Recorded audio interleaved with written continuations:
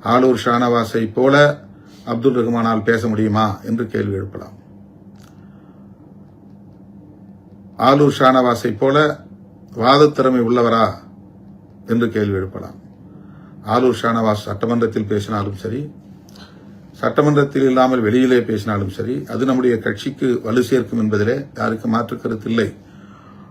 ஆனாலும் 20-30 ஆண்டுகளாக உங்களோடு தொடர்ந்து பயணிக்கிறேன் நான், இந்த முறையாவது எனக்கு வாய்ப்பு கொடுங்கள் என்று கேட்டார். ஏற்கனவே அவருக்கு ஒரு முறை வேலூரிலே கொடுத்த மக்கள் நல கூட்டணியில் மிக குறைவான வாக்குகளை பெற்ற ஒருவராக அவர் இருந்தார்.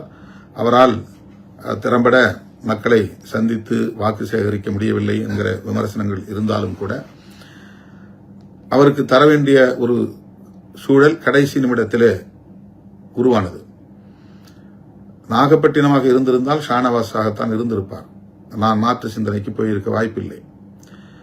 நாகப்பட்டினம் திரு ஜவாஹருல்லாவுக்கு வழங்கிவிட்டார்கள். ஏன் என்று விசாரித்த போது ஷானவாஸ் அவர்களே அந்த தொகுதியில் மீண்டும் போட்டியிட விரும்பவில்லை என்ற தகவலை சொன்னார்கள். பிறகு ராயபுரத்தைத்தான் ஷானவாஸ் விரும்புகிறார் என்ற தகவல் கிடைத்தது. நான் உடனே ராயபுரம் டிக் செய்துவிட்டேன். அது ஷானவாஸுக்காக.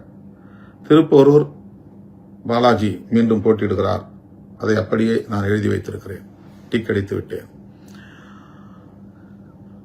இடையில் திடுமென ஷானவாஸ் ராயபுரம் வேண்டாம் என்கிறார். ராயபுரம் வேண்டாம் என்ற பிறகு பல்லாவரம் கேட்டால் அது தேமுதிகவுக்கு போய்விட்டது.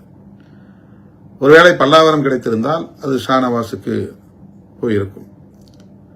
ஆனால் முதல்வரே தலையிட்டு நமக்கு ஒரு பொது தொகுதி, இன்னொரு தனி தொகுதி முடிவு செய்வதிலே ஏற்பட்ட காலதாமதம் விரைந்து முடிக்க வேண்டும். நாளைக்கு திமுக வேட்பாளர் பட்டியலை அறிவிக்க வேண்டும்.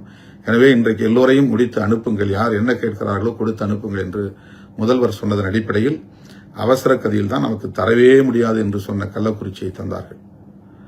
அரூர் வேண்டும் என்று வலியுறுத்தி கேட்ட நிலையில் நமக்கு அரக்கோணத்தை தந்தார்கள்.